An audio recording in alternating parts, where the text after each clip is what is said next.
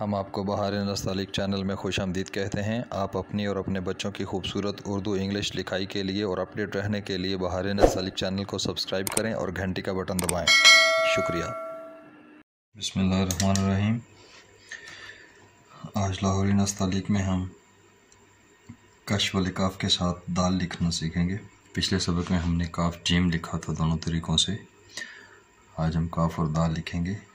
तो इसके लिए प्लेसिंग देखिए कि जहाँ पे जीम का सिरा था यहाँ से हम एक कत आगे मेजर करते हैं और लाइन से तकरीबन आधा कत ऊपर आधा कत नीचे कलम रख कर, यानी कि यहाँ से आधा कत ऊपर और आधा कत नीचे कलम रख कर हम इसका अलिफ स्टार्ट करेंगे और 3 कत का अलिफ बनाएंगे। देखिए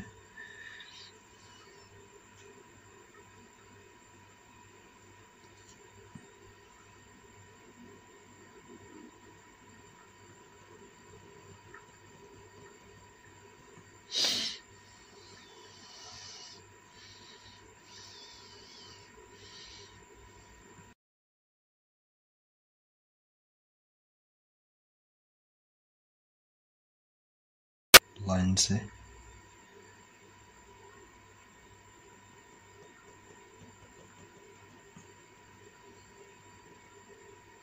ये काफ की तख्ती में कशिश जोड़ना, कशिश बनाना, ये और इनके साइज़ का एक जैसा ख्याल रखना, ये बहुत तवज्जो तलब बात होती है, वरना अल्फाज अपनी खूबसूरती खो बैठते हैं। अब यहाँ से हमने इसका प्याला बनाना है। देखिए टेढ़ी कलम के साथ, टेढ़ी कलम के साथ आप इसका यूं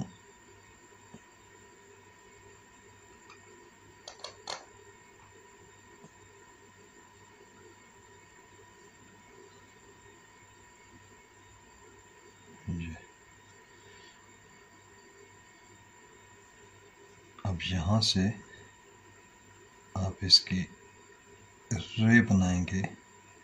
शक्ल रे की होती है लेकिन ये दाल होती है।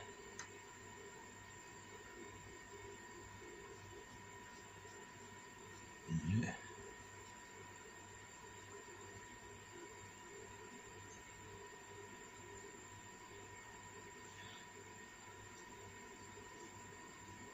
इसमें एक ख़ास बात अभी आपको बताता हूँ जो इसकी खूबसूरती का बायस बनती है।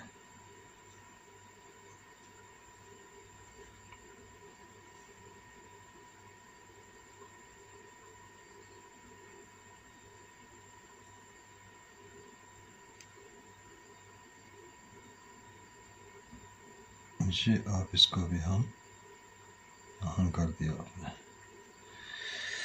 ये काफ और दाल हो गया।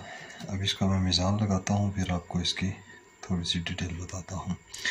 इसमें हमने जो अलिफ डाला वो तो ये लाइन से जब आधा कत ऊपर गए तो ये हमारा 3 कत का अलिफ हो गया, और जो इसकी कशिश है वो हम 4 कत की डालते हैं।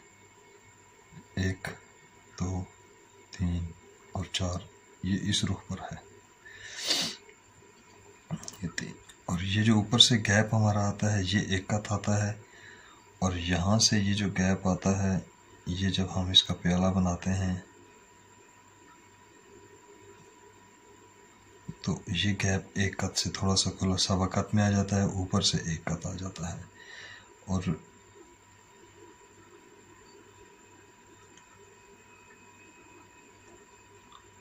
और ये जो होती है पैमाइश ये 1 कत होती है, और ये जो सफ़ेदी होती है ये आधा कत होती है। इसके अलावा हमने इस प्याले को बनाकर ऊपर कितना लेकर जाना है, तो ये लाइन से, चूँकि इसके प्याले की अंदर वाली साइड जो होती है वो लाइन को टच कर रही होती है, तो इससे तकरीबन हम 1.5 कत जो है वो ऊपर जाते हैं। सवा कत, यहाँ से सवा कत ऊपर जाएंगे, ये तकरीबन सवा कत इसको ऊपर ले जाएंगे। ज़्यादा ऊपर ले जाएंगे तो ज़्यादा अच्छा नहीं लगता, ये सवा कत में तकरीबन आप इसको ऊपर ले जाएंगे। अब देखिए मैं इसको ड्रा करता हूँ। अब एक तो ये तरीका हो गया बनाने का कि हम इसका पहले अलिफ बनाते हैं और फिर इसका यूँ ये जैसे बेलिफ बा होता है, हम इसका प्याला बनाते हैं, थोड़ा सा इसको टेढ़ा कर देते हैं इस रुख पर ज़रा सा, क्योंकि हमने अब अलिफ नहीं बनाना बल्कि रे बनानी होती है। तो अब हम यहाँ से इसकी ये रे बना देते हैं, मतलब कि शक्ल रे होती है और दाल होती है। तो ये हमारा काफ और दाल बन जाता है। और इसमें ख्याल ये रखना पड़ता है कि ये जो स्ट्रोक जा रहा है, अगर इसको अलग से देखें तो पता चले कि ये पूरा स्ट्रोक ये वाला है, ये यहाँ तक पूरी शक्ल है। और अगर इसको छोड़कर, इसको अलिफ और इस प्याले को छोड़कर अगर मैं सिर्फ इसको दाल को यानी इस रे को, टेढ़ी रे को अगर मैं ऑब्ज़र्व करूं तो अभी देखिएगा ये रे हमारी होगी। अब अगर मैं आपके सामने इसका यूं ये साइड जो है वो ये देखें, ये मैंने अलग कर दी, ये अब देखें ये पता चलता है सिर्फ टेढ़ी सी रे पड़ी हुई है, बाकी इसके साथ कोई लफ्ज़ नहीं पड़ा हुआ। तो इसका मतलब ये होता है कि ये हम आहंग हैं दोनों। एक तो ये शक्ल होगी, दूसरा इसको आप गोल शक्ल के साथ भी लिख सकते हैं और गोल शक्ल का भी वही फार्मूला है। देखें जैसे हम इसको बनाते हैं, ये एक कत में खोलते हैं। अब इसमें जो दो सबब गलती करते हैं, ये तो चलो आपने इसको ये एक कत का ख्याल रखते हुए आप इसको बनाएंगे। ये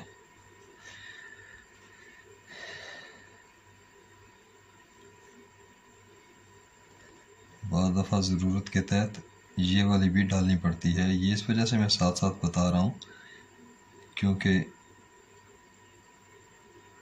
कुछ असातिज़ा कराम ने इसकी अलग से तख्ती भी लिखी है। तो ये अब दाल बन गई, इसके साथ आप दाल बना दें। इसमें जो दोस्त अहबाब होते हैं वो गलती ये करते हैं कि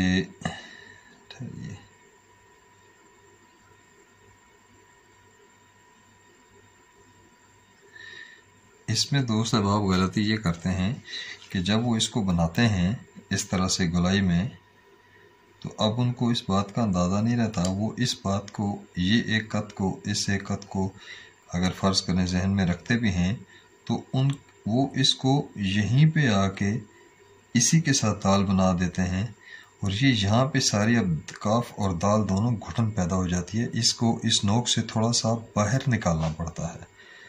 ये इसको बाहर निकालते हैं ज़रा से, तो तब ये काफ और दाल जो है वो अपनी असल शक्ल में लगते हैं।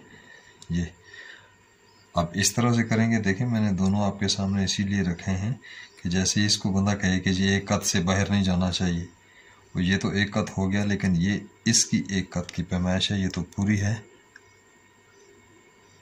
अब अगर इस एक कत की पैमाइश में हम दाल भी, प्याला छोटा करके दाल भी यहीं से बनाते हैं, तो अब खुद देख लें दोनों आपके सामने हैं कितनी घुटन पैदा हुई है और काफ़ी हशाश पेशाश खुला सा लफ्ज़ पड़ा हुआ है काफ दाल वाला।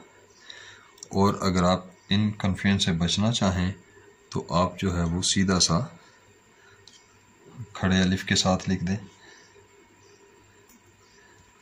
आप इस तरह से बनाएं और इस तरह से अलिफ ले जाएं और इसके साथ आप एक कत रख कर तो एक कत का आप प्याला बना दें।